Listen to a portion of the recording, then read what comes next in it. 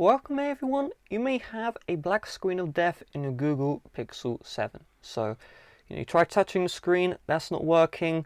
You click the power button, the volume button, nothing is working. You leave it on the charger, nothing is working. So the reason why this has happened is the operating system has glitched. So the good news is this is not a hardware flaw, this is a software flaw. So in order to fix this, we need to initiate a force restart.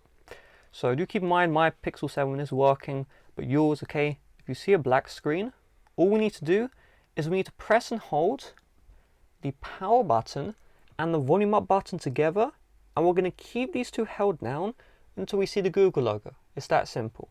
So get your Google Pixel 7, let's do this together. So pause the video, get your Pixel 7, and we're starting in 3, 2, 1.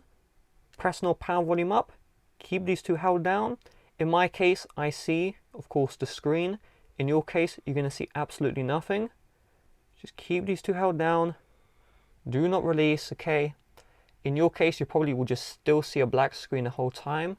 Okay, I saw the black screen now. And just keep these two buttons held down. Do not release at all. If you accidentally release, you will need to repeat the process, and we see the Google logo. And now we can release our fingers from the buttons.